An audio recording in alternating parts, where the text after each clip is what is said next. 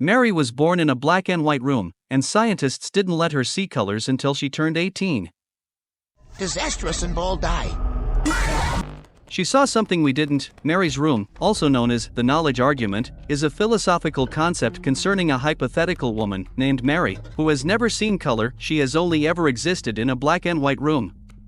Mary studies the world through books and a monochromatic television screen. She reads about colors, but she does not experience them visually. Can the universe be fully understood in purely physical terms? The answer differs, depending on whether one believes that we know fundamental truths about reality a priori without experience or a posteriori with experience. In other words, will Mary learn anything about color when she leaves the black and white room? It was a thought experiment. Nobody was supposed to actually do it. However, in 2007, a group of researchers sought to answer that question, and the experiment they conducted would have been condemned by boards of ethics across the globe, but these were not ethical scientists, and this was no ethical organization. I would have decried its actions back then. This wasn't why I joined the agency, but I was afraid. After all, they were willing to put an innocent baby in a colorless prison cell, doomed to grow up in near solitary confinement, save for a nurse dubbed Nanny. What would they have done to a whistleblower? I don't know how they found the baby, and I don't want to know. Whether a parent willingly gave her up, or one of the scientists intentionally bred her for the experiment, the result remains the same: a baby named Mary, in honor of the philosophical concept which inspired the horrifying experiment, was placed in a white, windowless, foam-padded cell. She was blindfolded whenever her nurse entered the room to provide food, formula, and fresh clothes, always the same black onesie, with coverings like mittens and socks to cover her hands and feet. She was also made to wear a facial covering, akin to a balaclava, which covered her face. There was no mouth slit, to avoid her seeing the color of her lips, and she wore black contacts in her eyes. Equally, Nanny wore the exact same attire every time she entered the room. To put it simply, Mary's daily outfit was horrid, barely any more humane than a straitjacket and a bag over the head. There was no room for error. Mary was watched by at least one person at all hours of day and night. Should she get curious and try to sneak a peek at the color of her skin or eyes, she would receive 100 volts in the collar attached to her neck. But more terrifyingly than that was the simple fact that Mary was well trained. So well trained that she never, in her 18 years of imprisonment, even attempted to take a peek at her skin. She was such a willing prisoner, having never known anything else, that I think she would have stayed in her room even if the door had been standing ajar. This initially seemed excessive, given that copious measures had been taken to ensure no reflective surfaces would be allowed within the room. Even the television monitor was fitted with an anti-glare screen. However, scientists were paranoid that Mary might, somehow, catch a glimpse of her green eyes. Even seeing her pale, peach-colored skin would have dirted the results of the experiment. Black and white. Those were the only shades that Mary was permitted see, and when Mary started walking and talking, Nanny stopped entering the room entirely. Fresh food and clothes were delivered through a horizontal slit in the steel door. And Mary was always instructed to wear a blindfold before changing or using the bathroom, which comprised of a white porcelain toilet and a black showerhead fixed to the foam wall. Revoltingly, both were exposed in that titchy room of hers. Her entire world was a box, stretching a mere 4 meters across all 3 dimensions. I wanted to save her numerous times over the years, wanted to leave that horrid place behind. But I'm a coward. Besides, we wouldn't have got far. There is no running from these people, and the agency isn't even the greatest horror of this story. On Mary's 18th birthday, Dr. Robson delivered a thrilling message over the speaker. "Happy birthday, Mary," he said in a monotone lacking empathy. "Thank you," the girl meekly responded. "Will there be chocolate cake this year?" I wasn't fond of the lemon last year, you see. "Today, we'll be celebrating in a different way, Mary," Robson replied. "Do you know your age?" "I'm 18, she croaked. "Does that mean?" "Yes, Mary," Dr. Robson said. "Today, you leave the room." "I'll see. Color?" she asked rather innocently. Any sane and well-developed human in the outside world would have simply been glad to have freedom, but Mary had no concept of freedom. No concept of a prison. She had no understanding that this childhood had been abnormal, worse than abnormal, inhuman, to keep Mary compliant. Her schooling had been rigid, with books that purposefully omitted any dangerous ideas. The result of that? A girl relishing at the opportunity to not escape from her prison, but to simply see color. Yes, Mary, you will see color. Nanny is already on her way to fetch you, Dr. Robson said. We watched live footage, filmed on a closed-circuit camera, from our operational room. Nanny unlocked the weighty entrance to Mary's room, and we all waited with bated breath, waited as Nanny aided Mary in removing her black headgear. I heard Mary giggling.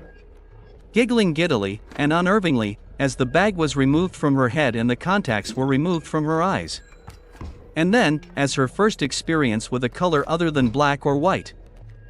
Nanny removed her own black outfit to revealing a striking red dress beneath. Mary gasped. It was an intake of breath so sharp that she seemed to stop breathing, perhaps. For a moment, she had stopped breathing. What are you experiencing? Dr. Robson asked. Is it new? Does it feel like, I knew it, Mary whispered, with vocal cords that sounded as if they were on the verge of snapping. Then her giggling picked up again, seeming to unnerve Nanny. This is why you did the experiment, isn't it? Does this feel like a new experience, Mary? Robson asked with a hint of impatience, seemingly oblivious to Nanny's discomfort. It was plainly clear to me, even through grainy camera footage. Mary shot her teary face up to the camera. Yes, but I've been waiting for it. Yes, I know that, Mary, Robson groaned. But so have I. Tell me about it. Tell me about the red. How does it feel to experience true color for the first time?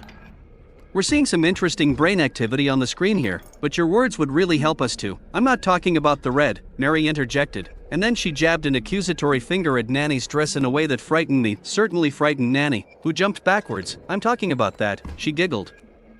I knew there was something you were leaving out of the books and TV shows over the years. What are you saying? Mary? Robson asked. I don't understand. Red. You're looking at red. Red, and the second color, she insisted. The color you didn't describe in the books. None of the adjectives you've used describe this one. Red is just as stark, powerful, and passionate as described. The blue color of Nanny's eyes is as soothing and tender as described. But this other color on her dress is just. What other color? Robson cried. It's just red, Mary. Right here. Mary yelled as she lunged forwards and prodded Nanny in the abdomen. The woman in the red dress jumped backwards, clutching her stomach, and then Mary's eyes went wide. Oh. She whimpered. What, Mary? Robson asked. Please tell us what you're seeing. What I saw, she whispered, moving her finger up to Nanny's face. It moved up there, and now it's gone. Please describe this other color to us, Mary, Robson said, before putting an image up on Mary's television set. Which one of those is it? Mary's eyes shot to the television screen and quickly scanned the 12 main colors on the screen. It's not one of those. Not a different shade of one of those. It's a different color. There are 10 million possible permutations of colors, Mary, Robson said. Perhaps you just, no, Dr. Robson, the girl interrupted, panting heavily as her eyes darted back to Nanny's face, studying it. I understand how shades work. The shade of blue on the screen differs from the color of Nanny's eyes. But that other color. It wasn't included on the screen. It was. Mary stopped, and her eyes widened, then she said, I'm sorry. Nanny frowned. That's. Okay, Mary. I know you didn't mean to, not you, Mary hissed, before leaning forwards and trying to look into Nanny's mouth. I'm sorry I saw you. Mary, you're not making any sense, Dr. Robson said. I think we've done enough for today. We'll do more tomorrow, so, I wasn't supposed to see it, Mary moaned, shooting backwards, clunking into the foam wall, then seizing clumps of her straggly hair. Oh, God. Why don't you see it? It's Nanny. It's in you.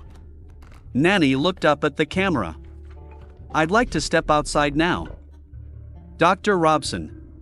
Dr. Robson sighed, then pinched the bridge of his nose between two fingers. Fine, Nanny. Nanny had already spun on her heel to leave. She would have done so regardless of whether Robson gave her permission, as Mary was clearly disturbing her. But she barely took one step before her body fixed itself to the floor, and then Nanny juddered like a fleshy bobblehead. I was overcome by a warm sensation across my skin, and moments later, there came a thunderous explosion. Skin flew into the walls from a red eruption of dress fragments, blood, and guts. Nanny had spontaneously imploded. Screams filled the operating room. Some fled, some fainted, and others simply froze. I don't even know whether any of them noticed Mary clawing out her eyes, leaving streaks of blood and tears across her cheeks as, mere minutes after seeing color for the first time, she ensured that she would never see anything else ever again. "I'm sorry," the eyeless woman wailed. "I didn't know I wasn't allowed. Please. I'll never see you again." As I saw a trail of blood run from Nanny's destructed corpse towards the front door, clearly painted by something unseen, a deep dread filled my chest. I realized that my fleeing colleagues had the right idea, so I fled in fear, leaving Dr. Robson and my frozen co-workers behind. I don't remember leaving the building, getting in my car, and going home. But I must have done those things. Otherwise, I wouldn't be here. Wouldn't be posting this for all of you. It's been 4 hours. 4 hours since Mary saw color for the first time. Saw a color that none of us saw. What was it? Why could only Mary see it? Until next time, subscribe to stay up to date with all updates. No screamers or shocking moments, only comfort and safety. Bye.